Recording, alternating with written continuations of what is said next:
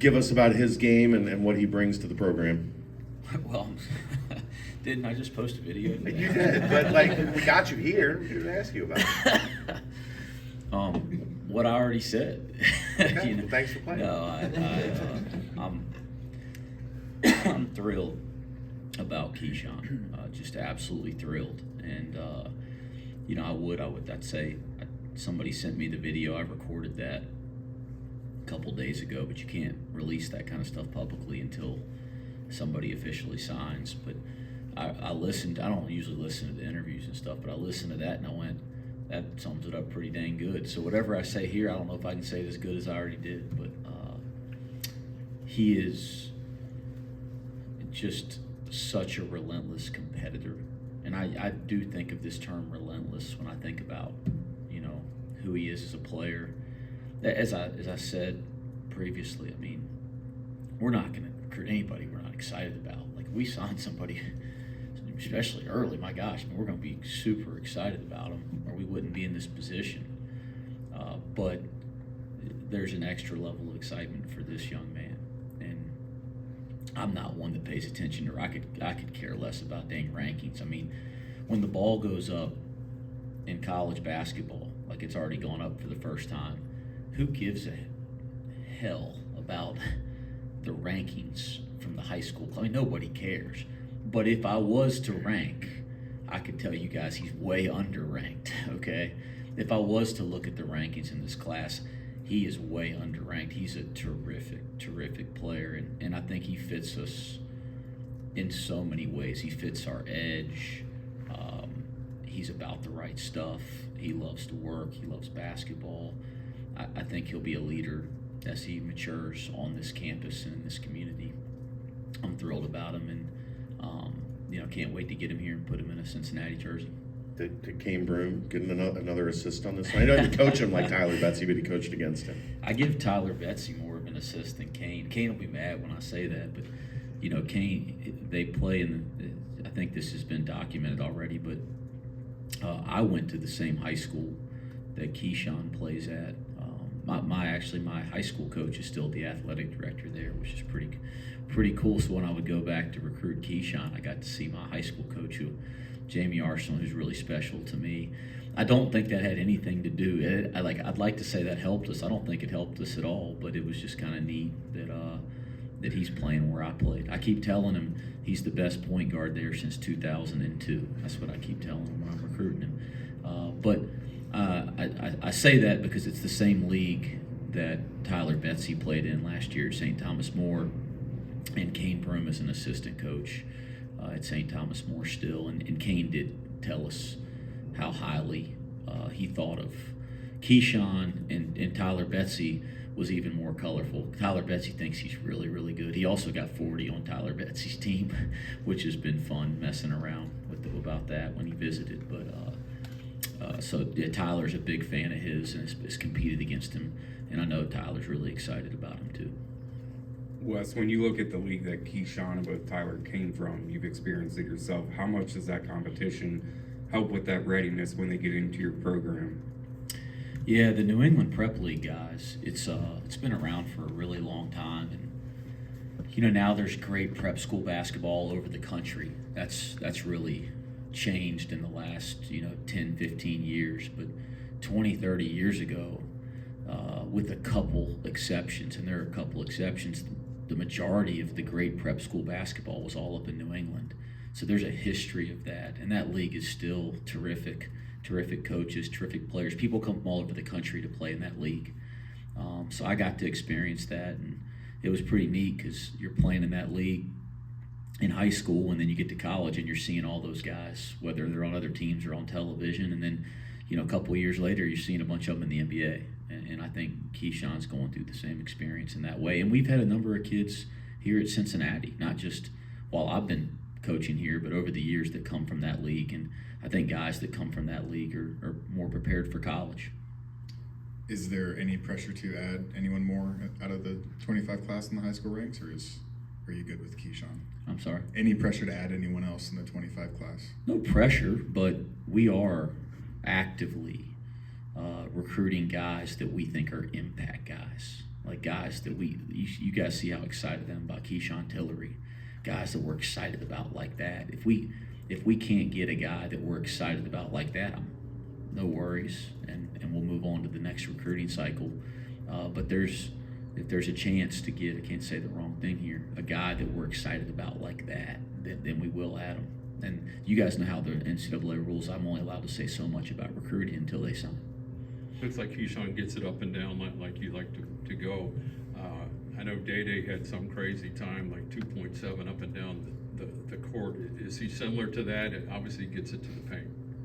Yeah, he's got terrific ball speed. You know, I wouldn't compare him to Day because they both have some differences, but in terms of ball speed, there's some similarities there in burst, which those are both elite skills for both players. So there are some similarities with ball speed and burst for sure. What is the top trait that you are focusing on in recruiting? Is there a number one trait that stands out, or is it just a mixture of things that you're looking for? I think the top traits, because there's a handful of things, have nothing to do with basketball. I mean, the first thing we're looking for is guys with a Cincinnati edge, right? And I think that I don't need to explain to this crowd what that means, but we're looking for a Cincinnati edge, a competitiveness, a fight, a toughness. The second thing, and these aren't in any particular order, but some of the things that we try to stand out. I mean, and by the way, if there's not a certain level of talent and ability to play, we don't get to the stuff I'm talking about. But assuming the talent level's there and the ability to play and the physical attributes, right? That's just assuming. We don't even look at anybody that doesn't have that. But assuming that stuff's there, we're looking for that edge. We're looking for guys that really love the game.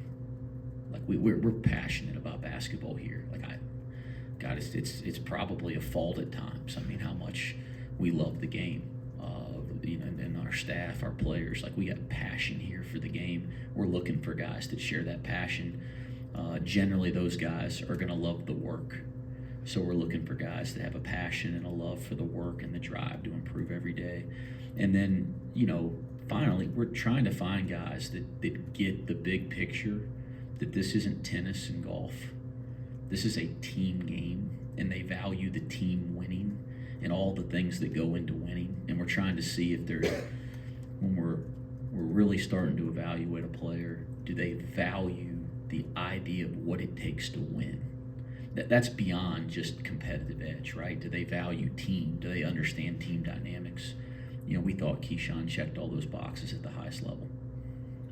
Moving on to things you've already talked about before, is there anything else you can give us on Dan's situation, where he's at? Yeah, he. Good news. I mean, when somebody, like in Dan's position, you worry how you don't want it to be something catastrophically bad or something that season-ending or something like that. Dan, first off, has, to me, the chance to play basketball well beyond Cincinnati, right? I mean, he's got big future ahead of him, and so the first thing is you hope it doesn't affect that. The good news is this should have nothing to do with his future. It should just be a little bit of a bump in the road for however long it takes to get him back, and that's really good news. The second thing is, he had a minor procedure. It wasn't a serious procedure. We're always restricted for good reason of what we can say about people medically, but guys, I can tell you it was pretty minor. It went as good as it could go, and I bet if I told Dan Skillings I wanted him to play Friday night, he'd probably try to dang play and be fine. Now we ain't doing anything like that, but I think he'll be out for a week or two, couple weeks, and then from there it'll be a week-to-week decision on when he plays again. So I can't give you. I know everybody wants what's the timetable. I can't give you a timetable. I can say it won't be the next couple weeks, but after that it'll kind of take it week to week. We will be incredibly conservative. So if I thought Dan could play next week and he thought he could play next week, and our trainers and our medical staff, I'd probably wait longer, right? Because we are going to be 100% sure that we're not putting him out for. It's not about when can he play. It's about when is it not going to be risky. in any way, even the slightest bit, for him to get back on the floor in a game situation. We'll take it incredibly slow. Again, I don't think it'll be forever for our fans out there at all. That would drive Dan crazy. But we will be more conservative than we have to be or we're told to be, just because, number one, it's the right thing to do, and number two, the young man has a big-time future ahead of him. Day lobbied you last week to play. Have those efforts continued, and might he have a chance Friday? Yes, he practiced. We didn't. We were off yesterday. He practiced Tuesday for the first time. Yesterday was Tuesday. He practiced Monday for the first time. Thank you. Coaches screw it up sometimes too, but you know it's basketball season when the days are going together. I don't know what day of the week it is, but he practiced 2 days ago, which was Monday, for the first time in team practice. You know, he's been doing workouts and jumping into some things, but he did that for as long as I allowed it, and then he'll probably continue along that. And guys, it'll be I'm not going to repeat myself again. I mean, it's the same thing that I said about Dan. He could practice. He's been cleared medically. He can practice. He can play in the games. But we will take it incredibly slow and be incredibly conservative. I think it's not out of the question that he'll play some minutes on Friday night, but I won't have an answer to that until Friday, honestly. And that's not me holding out any information. That's the truth of it. We're just going to take it one day at a time until we feel that it's the right thing to do, not just now, but the big picture, because he's got a bright future ahead of him too. Obviously, Dan does a lot of different things for you guys. When you look at him missing time, do you look for one person to kind of fill the gap and do what he does, or do you kind of replace him in the aggregate throughout the entire rotation? I think anytime you lose a significant player for a game or a period of time, you know, I don't think you fill that with one player. In our game, basketball, which is fluid and a continuous game, it's not baseball where you lose a first baseman, you plug in a first baseman. It's not how it goes. Or football where you lose a quarterback and you plug in a quarterback. I mean, there's 5 guys that are playing a more positionless game than it's ever been played. I think you fill those voids collectively. Certainly, Tyler Betsy, Rayvon Griffith, Josh Reed, you know, C.J. Frederick. Like, here's some guys that if they collectively just rise up their level, then we can fill that void collectively, and I think that makes our team stronger in January and February. So it's a great opportunity for those guys. But no, it's not like I'm looking for one guy to replace Dan Skillins. To piggyback off the question, with the guys that you have, I know you never want to lose a guy like Dan Skillins, of course, but are you kind of excited for the opportunities of those guys that may want to, you know, get into that rotation or whatnot? Yeah, I mean, I think there's silver lining to every situation, and I think that's how we're trying to approach any kind of adversity as coaches. And I think we got to be the example to young people that, hey, tough things are going to happen. I mean, Dan Skillins being out right now, gosh, guys, I hate that. Day Thomas having been out to this point, I hate that. But we're always telling young people how we want them to respond to any type of adverse situation or frustrating situation. So I think as coaches, we got to look at it the same way and try to be examples. So yeah, I think the other side of it is, hey, what an opportunity to get extended minutes, you know, because Dan's going to play, right? He's going to eat up a lot of minutes and a big role in this team. So you remove a guy like that who plays multiple positions. Now there's a number of guys that are going to get even more opportunity. I think the guys I just mentioned, they're going to play. Like, they're all going to get plenty of opportunity. Now they get more. And I think that's great for the development of them individually and for our team. Dan's well-rounded, is good at a lot of things. Is rebounding maybe the one that's the hardest to replicate? You've got shooters, you got guys that can defend, but he seems like his ability to attack the glass is different. Yeah, you know, hopefully we'll get to we're playing more than one game every 7 or 8 days, and you don't get to chew on one as a media for a whole week, because you guys will pick apart everything. So, I wouldn't be careful not to over analyze any one game. You know, we've had 30 practices, if I ever overanalyze one of them, guys, I'd go crazy because it's some days you're doing some things better than others. But I think it's easy to look at our game against Morehead State and see that we had a poor night on the backboards and go, oh, that's just Dan Skillings because he is an excellent rebounder. And guys, yes, he's an excellent rebounder on both ends.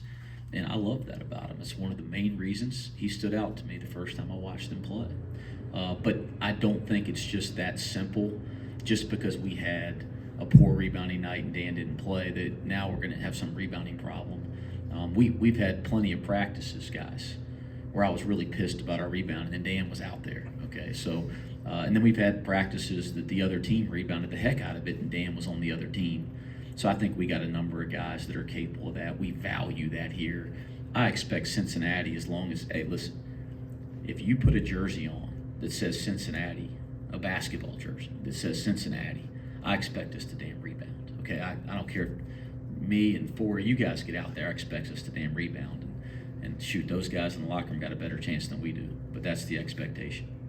Dylan Mitchell's pretty good at rebounding, right, Russ? I'd say so. You know, he's pretty good, right? We got quite a few of them that are capable of being excellent, and I think at the end of the year we can say, hey, they had excellent years rebounding. Dan's one, but dang, we have a bunch more in there for sure. What's the biggest? Oh, sorry, Chad. What's the biggest thing that sticks out to you about Dylan Mitchell's game overall? I know he's very well versed and everything else. He's had a big impact in the first 2 games, but what's the one thing that really stands above all with Dylan Mitchell? The thing that stands above all, it's probably a bad answer, and it's not a cop-out, it's the honest truth, is how many things he's capable of doing at a high level on a basketball court. That's what sticks out to me. And you knew about quite a few of them before you get him. But there's a lot more that I didn't know about. I mean, he's capable of doing so many different things at a high level. That's been really impressive to me and to our staff. Whether it's his ability to play in the open court, whether it's with the ball, which we didn't. I mean, how about the play he made against Morehead State when he catches a pitch ahead, takes a dribble, draws 2 or 3, and then makes a skip across the floor to Seamas. I mean, it's like we've been seeing that all summer and fall. I mean, whether it's with the ball or whether it's running lanes and making plays. He had another play in the Morehead State game. He runs and sees a little cut, catches it at 4 or 5 feet, and he's right to the front of the rim. I mean, he's very dynamic in transition with and without the ball. He's an incredibly dynamic rebounder on both ends when he's geared up to do it. I think he could be one of the best defenders in all of college basketball. He's still developing some of his defensive principles, to guard every position, not just guard one type of position. And so I think it'll be really fun to watch that progression over the course of the year because he's been working at it in practice. I've been shocked how smart he is as an offensive player in the half court. His feel for cutting, his feel with the ball and decision making. He's almost like a point guard at times. He can drive it. He can score in the post. He's improving as a shooter. Like all the things that he can do, it starts, and that he can do them all at a really damn high level. I think that's the part that stuck out. The Twyman Stokes Classic. First off, just what do you know about that story, and what have you learned, and what has it kind of meant to you guys? And then Nichols, sneaky, pretty good. They think they beat LSU in a super secret scrimmage nobody's allowed to know anything about, but they appear to be pretty solid.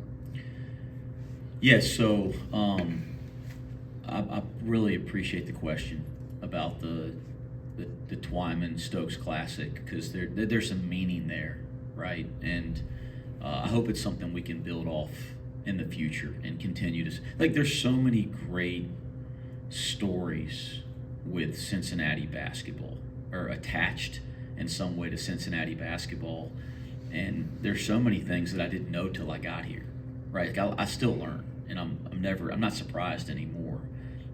But gosh, after I got here, of course I'd heard of Jack Twyman, right? I mean, Hall of Famer and all that kind of stuff. Now he's well before my time, as you guys know, but I'd heard about him, I knew of him.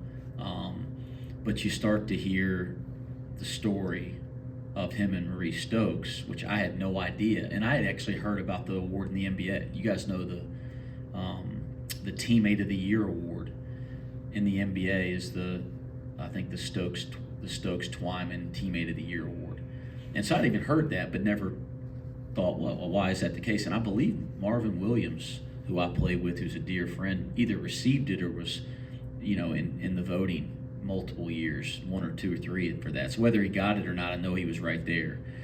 So again, I'm aware of all that, but getting to learn the story was really special for me. And for those of you that don't know the story, I'm a basketball junkie and fanatic, and so I didn't know. That just tells you it's a story that's not being told enough, because it's special, and it's the type of story that could impact you whether you care about this sport or not. Whether the ball bouncing makes your heart flicker or not. I mean, it's something that could impact all of us in every walk of life. But for those of you guys that don't know, and I'll give you the cliff notes, and we'll make sure our team hears a much more detailed version, and I'd suggest everybody look into it more. But Jack Twyman and Maurice Stokes were teammates in the NBA, and we're talking about a time that we're not where we need to be yet, okay? But we're talking about a time where, you have an African-American player and a white player, and in a time that was much different than today. And I say that we ain't arrived yet. We got a lot of work to do there, but it's a much different time. And Maurice Stokes suffered a debilitating, not just career-ending injury, but a life-changing injury. I believe he was in a coma, paralyzed, the whole nine. And the story of how Jack Twyman, his teammate, looked out, became his guardian, raised a ton of money, and looked out for him, and developed this lifelong friendship that started as teammates into something so much more deep and impactful for the rest of their lives. That's a beautiful thing. It's a beautiful thing in humanity, and it just so happens that one of the two guys in that powerful story was a player at Cincinnati and has his jersey hanging in the rafters. So I think it's really cool. Again, I'd like to continue to figure out ways to celebrate that and bring awareness to that story. And then Jay Twyman, Jack's son, was at our UCF game last year. We met before the game. He gave me some light into that story. He'll be here, and some of the Twyman family for the game on Friday night. So there's a lot of cool stuff going on with that. Thank you for the question. Something I did want to talk about any chance I get. Nichols. Yeah, and Nichols, guys, you don't take anybody lightly. There's no opponent that, we shoot. Back when you're coaching at the low and mid-major level, you might schedule some non-D1 games to try to offset some of the challenging games on your schedule, and everybody does that, and I get it after being there. But maybe you play somebody you could take lightly. You would never say that, but maybe you just know somebody's that bad because you schedule some NAIA school, and there's some really good NAIA schools, but you schedule some school that just can't physically compete. But I say that because at this level, you don't schedule the non-D1 games. Every single Division I team has scholarships. All these guys lace them up just like we do, and I would not take any of them lightly. And I try to get our team to understand that every year. This one's well beyond just that kind of a statement, because you may not know the name Nichols State like you would know the names of the Big 12 schools, but they are damn good. I mean, they are damn good. They won at LSU last year, and as you said, they've had a pretty nice preseason. They almost won at New Mexico on opening night, who then New Mexico goes and beats UCLA in the next game on the road. So we're going to play against a really good basketball team in here Friday night, but may not have the national name that our fans recognize, but they're a really good team, and it just so happens that the head coach played for me, which makes me feel really damn old. Okay, but he's the youngest coach in Division I basketball. His name's Tavon Sadler. He's near and dear to my heart, and when he played for me, I was the youngest coach in Division I basketball. And what I can say after watching his team here the last couple of days, he's doing a hell of a lot better job at that age than I was doing. So, yeah, I'm concerned about. Listen, we're ready for any level of opponent, but I do want to make sure that people, like our players and our fans, understand this is a good basketball team coming in here Friday night. All right, thanks, Coach. Thanks. Thanks, Wes.